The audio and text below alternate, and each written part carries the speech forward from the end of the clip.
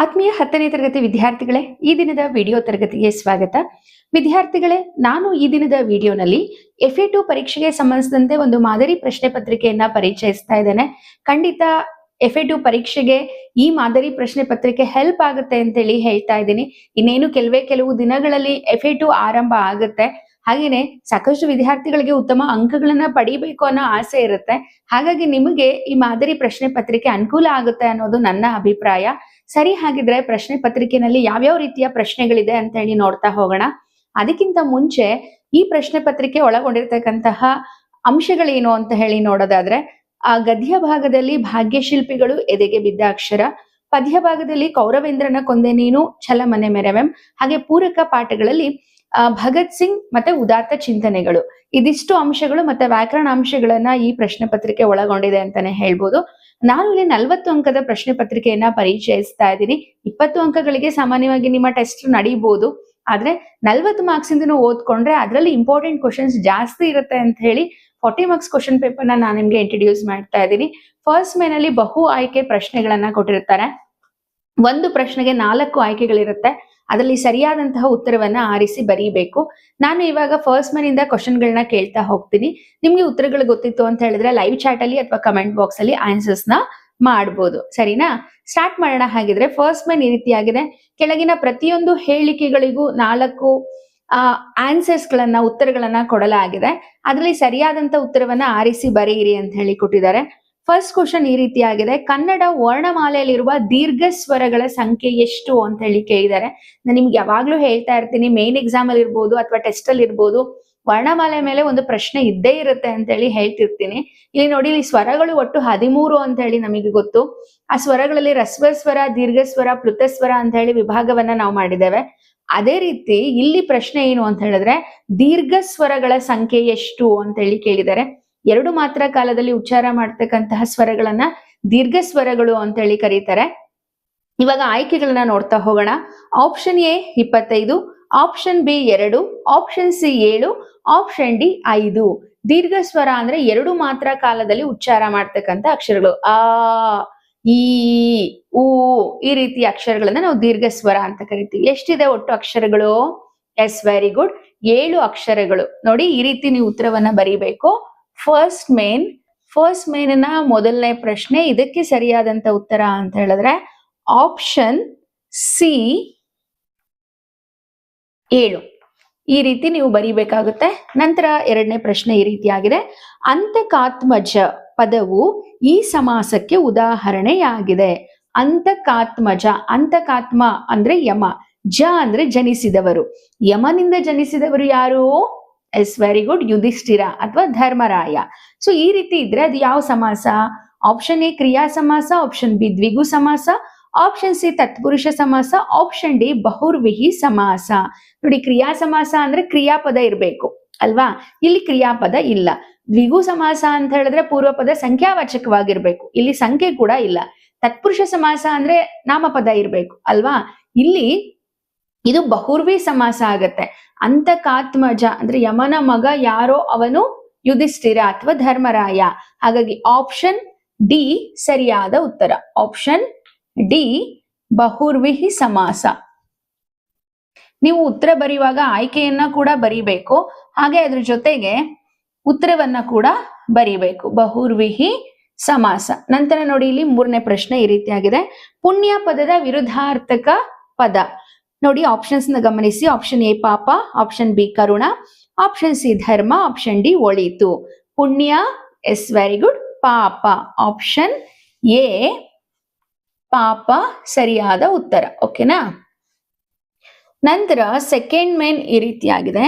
ಮೊದಲೆರಡು ಪದಗಳಿಗೆ ಇರುವ ಸಂಬಂಧದಂತೆ ಮೂರನೇ ಪದಕ್ಕೆ ಸಂಬಂಧಿಸಿದ ಪದವನ್ನ ಬರೆಯಿರಿ ಅಂತ ಹೇಳಿ ಕೊಟ್ಟಿದ್ದಾರೆ. ಪ್ರಶ್ನೆ ಸಂಖ್ಯೆ ಕಂಟಿನ್ಯೂ ಆಗ್ತಾ ಹೋಗುತ್ತೆ. ಪ್ರಶ್ನೆ ಸಂಖ್ಯೆ 4, ತತ್ಸಮ ತದ್ಭವಕ್ಕೆ ಸಂಬಂಧಿಸಿದಂತೆ ಕಾರ್ಯ ಕಜ್ಜ, ಆರ್ಯ ಡ್ಯಾಶ್ ಅಂತ ಹೇಳಿ ಕೇಳಿದ್ದಾರೆ. ಆರ್ಯ ಅಜ್ಜ. ನೋಡಿ, ಇಲ್ಲಿ ಇದು 4ನೇ ಪ್ರಶ್ನೆ. ಆರ್ಯ ಅಜ್ಜ. ನೀವು ಉತ್ತರಗಳನ್ನ ಇದೇ ರೀತಿಯಾಗಿ ಬರೀಬೇಕು. ಆಗ ನೋಡೋದಕ್ಕೂ ಕೂಡ ನೀಟಾಗಿ ಕಾಣಿಸುತ್ತೆ. ಹಾಗೆ ನೀವು ಯಾವ ಪ್ರಶ್ನೆಗೆ ಉತ್ತರ ಬರ್ದಿದ್ದೀರಾ ಅನ್ನೋದು ಕೂಡ ಗೊತ್ತಾಗುತ್ತೆ. ನಂತರ ಪದಗಳ ಅರ್ಥಕ್ಕೆ ಸಂಬಂಧಿಸಿದಂತೆ ಕಿಂಕರ ಅಂದ್ರೆ ಸೇವಕ, ದೃಗುಜಲ ಅಂದ್ರೆ ಏನು ಅಂತ ಹೇಳಿ ಕೇಳಿದರೆ, ದೃಗುಜಲ ಅಂದ್ರೆ ಕಣ್ಣೀರು ಅಥವಾ ಕಣ್ಣ ನೀರು. ದೃಗು ಜಲ ಕಣ್ಣೀರು.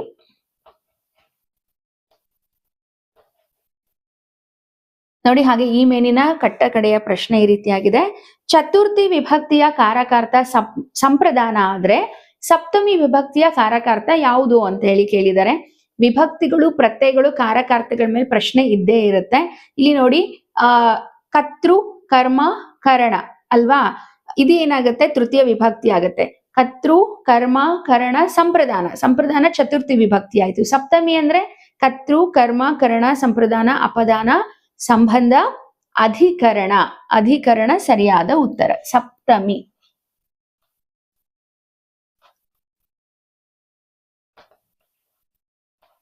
ಅಧಿಕರಣ. ಇದೇ ರೀತಿನೇ ನೀವು ಉತ್ತರಗಳನ್ನ ಬರೀಬೇಕು. ಇನ್ನು ನಂತರ ನೋಡಿ, ಒಂದು ವಾಕ್ಯದಲ್ಲಿ ಉತ್ತರಿಸಿ ಕೊಟ್ಟಿದ್ದಾರೆ. ಏಷ್ಯಾ ಖಂಡದಲ್ಲೇ ಮೊದಲು ಪ್ರಾರಂಭವಾದ ಜಲವಿದ್ಯುತ್ ಯೋಜನೆ ಯಾವುದು? ಏಷ್ಯಾದಲ್ಲಿ ಮೊದಲು ಪ್ರಾರಂಭವಾದಂತಹ ಜಲವಿದ್ಯುತ್ ಯೋಜನೆ ಅಂತ ಹೇಳಿದ್ರೆ ಶಿವನ ಸಮುದ್ರ ಜಲವಿದ್ಯುತ್ ಯೋಜನೆ. 8ನೇ ಪ್ರಶ್ನೆ, ಇಂದಲ್ಲ ನಾಳೆ ಫಲ ಕೊಡುವ ಅಂಶ ಯಾವುದು? ಭೂಮಿಗೆ ಬಿದ್ದ ಬೀಜ, ಎದೆಗೆ ಬಿದ್ದ ಅಕ್ಷರ, ಇಂದಲ್ಲ ನಾಳೆ ಫಲ ಕೊಡುವುದು. ಅಶ್ವಿನಿ ದೇವತೆಗಳ ವರಬಲದಿಂದ ಜನಿಸಿದವರು ಯಾರು? ಅಶ್ವಿನಿ ದೇವತೆಗಳ ವರಬಲದಿಂದ ಜನಿಸಿದವರು ನಕುಲ ಮತ್ತೆ ಸಹದೇವ. ಜಲಿಯನ್ ವಾಲಾಬಾಗ್ ಶಾಂತಿಯುತ ಸಭೆ ಯಾವಾಗ ನಡೆಯಿತು? ಜಲಿಯನ್ ವಾಲಾಬಾಗ್ ಶಾಂತಿಯುತ ಸಭೆ ಏಪ್ರಿಲ್ 13, 1919 ನಡೆಯಿತು. ದಿನಪ ಸುತ ಎಂದರೆ ಯಾರು? ದಿನಪ ಸುತ ಅಂದ್ರೆ ಕರ್ಣ. ದಿನಪ ಅಂದ್ರೆ ಸೂರ್ಯ, ಸುತ ಅಂದ್ರೆ ಮಗ. ಸೂರ್ಯನ ಪುತ್ರ ಯಾರು? ಕರ್ಣ. ನಂತರ ನೋಡಿ, ಇಲ್ಲಿ 3-4 ವಾಕ್ಯದಲ್ಲಿ ಉತ್ತರಿಸಿ ಕೊಟ್ಟಿದ್ದಾರೆ. ಇಲ್ಲಿ ನಾನು ಪ್ರಶ್ನೆಗಳನ್ನ ಹೇಳ್ತೀನಿ, ನಿಮ್ಮ ಕ್ಲಾಸ್ ವರ್ಕ್ ಅಲ್ಲಿ ಟಿಕ್ ಮಾಡ್ಕೊಳ್ಳಿ. ಭಾಷೆ ವಿಷಯದಲ್ಲಿ ಅಭಿವ್ಯಕ್ತಿಗೆ ಹೆಚ್ಚಿನ ಪ್ರಾಶಸ್ತ್ಯ ಇರೋದ್ರಿಂದ ನಿಮ್ಮದೇ ಆಗಿರ್ತಕ್ಕಂಥ ಸ್ವಂತ ವಾಕ್ಯದಲ್ಲಿ ನೀವು ಉತ್ತರವನ್ನ ಬರೀಬಹುದು. ಇಲ್ಲಿ ನಾಲ್ವಡಿ ಕೃಷ್ಣರಾಜ ಒಡೆಯರ ಕಾಲದಲ್ಲಿ ಯಾವ ಕ್ಷೇತ್ರಗಳು ಸ್ವಯಂ ಆಡಳಿತ ಕ್ಷೇತ್ರಗಳಾಗಿದ್ದವು? ನಂತರ ಮತ್ತೊಂದು ಪ್ರಶ್ನೆ, ಭಗತ್ ಸಿಂಗ್ನು ಜಲಿಯನ್ ವಾಲಾಬಾಗ್ನ ಮಣ್ಣಿನ ಕುರಿತು ತನ್ನ ತಂಗಿಗೆ ಏನೆಂದು ಹೇಳಿದನು?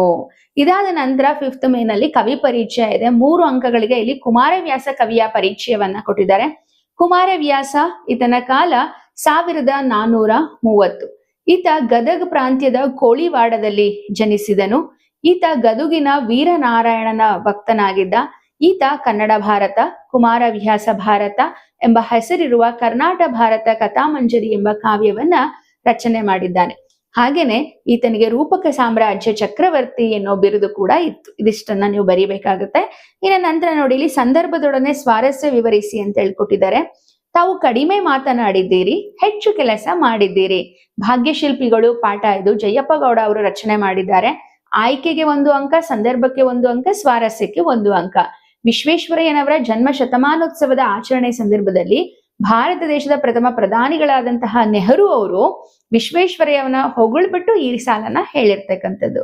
ನಂತರ ನೆಲಕಿರಿವೆನೆಂದು ಬಗೆದಿರೆ ಛಲಕಿರಿವೆಂ, ಚಲಮನೆ ಮೆರವೆಂ ಪದ್ಯದ ಸಾಲು ಇದು. ಇಲ್ಲಿ ದುರ್ಯೋಧನ ಭೀಷ್ಮಾಚಾರ್ಯರಿಗೆ ಹೇಳುವ ಮಾತು ಇದಾಗಿದೆ. ಇದಾದ ನಂತರ ನೋಡಿ, ಇಲ್ಲಿ ಪದ್ಯಕ್ಕೆ ಪ್ರಸ್ತಾರವನ್ನ ಹಾಕಿ ಗಣ ವಿಭಾಗ ಮಾಡಿ ಛಂದಸ್ಸಿನ ಹೆಸರನ್ನ ಗುರುತಿಸಿ ಅಂತ ಹೇಳಿ ಕೊಟ್ಟಿದ್ದಾರೆ. ಅದು ಕ್ವಶನ್ ನಂಬರ್ ಬಂದು 17th ಮೇನು 7 ಮೇನ್. ನೋಡಿ, ಇವಾಗ ನಾನು ಪದ್ಯವನ್ನ ಬರ್ಕೊಳ್ತೇನೆ. ಪದ್ಯ ಬರ್ಕೊಳ್ಳುವಾಗ ಬಿಡಿ ಬಿಡಿಯಾಗಿ ಪದ್ಯವನ್ನ ಬರ್ಕೋಬೇಕಾಗುತ್ತೆ. ನಿಮಗೆ ಪೊಡಮಟ್ಟು ಪೋಪಿ, ಹಾಗೆ 1 ಸಾಲ ಆದ ತಕ್ಷಣ 1 ಸಾಲನ್ನ ಬಿಟ್ಟು ಪದ್ಯವನ್ನ ಬರೀಬೇಕು. ಸಮಕಟ್ಟಿಂ, ನೋಡಿ, ಸಮಕಟ್ಟಿಂ ಬಂದೆ ನಹಿತರೋಳ್, ಬಂದೆ ನಹಿತರೋಳ್ ಸಂಧಿಯನೇಂ, ಸಂಧಿಯನೇಂ. ನೋಡಿ, ಇಲ್ಲಿ 2 ಸಾಲು ಕೊಟ್ಟಿರೋದ್ರಿಂದ ಸುಲಭವಾಗಿ ಇದು ಕಂದ ಪದ್ಯ ಅಂತ ಹೇಳಿ ಗುರುತಿಸ್ಬೋದು. ನಾನಿವಾಗ ಪ್ರಸ್ತಾರವನ್ನ ಹಾಕೋದು ಹೇಳ್ಕೊಡ್ತೀನಿ.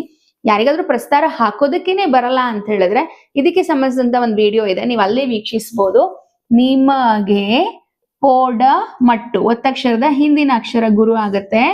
ಪೋ ಪಿ, ನೋಡಿ ಇಲ್ಲಿ ಕೂಡ ದೀರ್ಘ ಇದೆ, ನಾನು ಮಿಸ್ ಮಾಡ್ಬಿಟ್ಟಿದೀನಿ, ಹಾಕೊಳ್ಳಿ. ಪೋಪಿ. ಇಷ್ಟು ಫಸ್ಟ್ ಸಾಲದು ಪ್ರಸ್ತಾರ ಹಾಕದ್ಮೇಲೆ ನಾವು ಮಾತ್ರೆಗಳನ್ನ ಕೌಂಟ್ ಮಾಡ್ಬೇಕು. 1 2 3 4 5 6 7 8 9 10 11 12. ನೋಡಿ, 4 ಇಲ್ಲಿ ವಿಭಾಗವನ್ನ ಮಾಡ್ಬೇಕಾಗತ್ತೆ.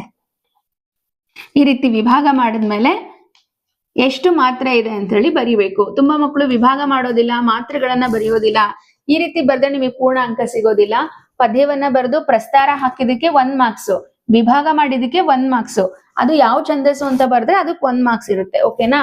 ಸಮ ಕಟ್ಟಿಂ ಬಂದೆ ನಹಿತ.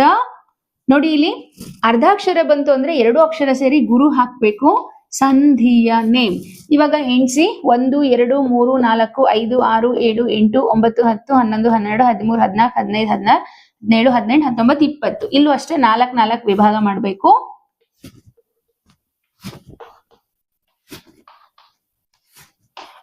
ಟೋಟಲ್ ಆಗಿ ಎಷ್ಟಾಯ್ತು? 20 ಮಾತ್ರೆಗಳು. 20 ಮಾತ್ರೆಗಳು ಬಂದಾಗ ಇದು ಕಂದ ಪದ್ಯ ಆಗುತ್ತೆ. ಇದು ಕಂದ ಪದ್ಯ ಅಂತ ಬರೆದ್ರು ನಿಮ್ಗೆ ಅಂಕ ಸಿಗುತ್ತೆ. ಅಥವಾ ನೀವು ಎಕ್ಸ್ಪ್ಲೇನ್ ಮಾಡಿ ಬರೀತೀನಿ ಅಂತಂದ್ರೆ ಆ ರೀತಿನೂ ಬರೀಬಹುದು. ಮೊದಲನೇ ಸಾಲಿನಲ್ಲಿ 4 ಮಾತ್ರೆಯ 3 ಗಣ ಇದ್ದು ಒಟ್ಟು 12 ಮಾತ್ರೆಗಳಿದೆ. ಎರಡನೇ ಸಾಲಿನಲ್ಲಿ 4 ಮಾತ್ರೆಯ 5 ಗಣ ಇದ್ದು 20 ಮಾತ್ರೆಗಳಿದೆ. ಹಾಗಾಗಿ ಇದು ಕಂದ ಪದ್ಯ. ಆ ರೀತಿ ಕೂಡ ನೀವು ಬರೀಬಹುದು. ಇಲ್ಲ ಕಷ್ಟ ಆಗುತ್ತೆ ಅಂದ್ರೆ ಇಷ್ಟು ಬರೆದ್ರು ಕೂಡ ನಿಮ್ಗೆ ಅಂಕಗಳು ಸಿಗುತ್ತೆ. ಇನ್ನು ನಂತರ 8ನೇ ಮೇನಲ್ಲಿ ಪದ್ಯ ಪೂರ್ಣ ಮಾಡಿ ಕೊಟ್ಟಿದ್ದಾರೆ. ಕೌರವೇಂದ್ರನ ಕೊಂದೆ ನೀನು ಪದ್ಯವನ್ನ ಕೊಟ್ಟಿರೋದನ್ನ ನೋಡ್ಬೋದು. ಮಾರಿ ಗೌತಣವಾಯ್ತು ನಾಳಿನ ಭಾರತವು, ಚತುರಂಗ ಬಲದಲ್ಲಿ ಕೌರವನ ಋಣ ಹಿಂಗೆರಣದಲ್ಲಿ, ಸುಬಟ ಕೋಟಿಯನ್ನು ತೀರಿಸಿಯೇ ಪತಿಯವಸರಕ್ಕೆ ಶರೀರವನ್ನು ನೂಕುವೆನು, ನಿನ್ನಯ್ಯ ವೀರರ ಇವರ ನೋಯಿಸೆನು ರಾಜೀವ ಸಖನಾಣೆ. ನಂತರ 8, 10 ವಾಕ್ಯದಲ್ಲಿ ಉತ್ತರಿಸಿ 4 ಅಂಕಗಳಿಗೆ. ಆಪ್ಷನ್ ಇದೆ, ಯಾವ್ದು ಸುಲಭನೋ ನೀವು ಅದನ್ನ ಓದ್ಕೋಬಹುದಾಗಿದೆ. ನಾಲ್ವಡಿ ಕೃಷ್ಣರಾಜ ಒಡೆಯರ ಕಾಲದಲ್ಲಿ ಮೈಸೂರು ಮಾದರಿ ಮೈಸೂರು ಹೇಗಾಯ್ತು ಅನ್ನೋದು ಒಂದ್ ಪ್ರಶ್ನೆ. ಇನ್ನೊಂದು ಪದ್ಯ ಭಾಗದಿಂದ ಭೀಷ್ಮ ಮತ್ತೆ ದುರ್ಯೋಧನರ ನಡುವೆ ನಡೆದಂತಹ ಸಂಭಾಷಣೆಯ ಸ್ವಾರಸ್ಯವನ್ನ ಬರೆಯಿರಿ ಅಂತ ಹೇಳಿ ಕೊಟ್ಟಿದ್ದಾರೆ. ಇನ್ನ ಕೊನೆಯದಾಗಿ ಪ್ರಬಂಧ ಬರೆಯಿರಿ ಅಂತ ಹೇಳಿ ಕೊಟ್ಟಿದ್ದಾರೆ. ಪ್ರಬಂಧಕ್ಕೆ ಒಟ್ಟು 5 ಅಂಕಗಳಿದೆ. ಪೀಠಿಕೆ, ವಿಷಯದ ವಿವರಣೆ, ಉಪಸಂಹಾರ ಎಲ್ಲದಕ್ಕೂ ಕೂಡ ಅಂಕ ಡಿವೈಡ್ ಆಗತ್ತೆ. ಇಲ್ಲಿ ಕೊಟ್ಟಿರುವ ಟಾಪಿಕ್ಸ್ ಅಂದ್ರೆ ಗ್ರಾಮ ಸ್ವರಾಜ್ಯ ಅಥವಾ ತ್ಯಾಜ್ಯ ವಸ್ತುಗಳ ನಿರ್ವಹಣೆ. ಸೊ 2 ಟಾಪಿಕ್ ನ ನೀಟಾಗಿ ಓದ್ಕೊಳ್ಳಿ. ಖಂಡಿತ ಇದು ನಿಮ್ಮ ಟೆಸ್ಟ್ಗೆ ಹೆಲ್ಪ್ ಆಗುತ್ತೆ ಅಂತೇಳಿ ಹೇಳ್ತಾ, ಸೊ ಈ ದಿನದ ವಿಡಿಯೋನಲ್ಲಿ ನಾನು ನಿಮ್ಗೆ ಒಂದು ಮಾದರಿ ಪ್ರಶ್ನೆ ಪತ್ರಿಕೆಯನ್ನ ಪರಿಚಯಿಸಿದ್ದೀನಿ. ವಿಡಿಯೋನ ನಿಮ್ಮ ಫ್ರೆಂಡ್ಸ್ಗೂ ಕೂಡ ಶೇರ್ ಮಾಡಿ ಅಂತೇಳಿ ಹೇಳ್ತಾ ಕ್ಲಾಸ್ ಅನ್ನ ಮುಗಿಸ್ತಾ ಇದ್ದೀನಿ. ಧನ್ಯವಾದಗಳು.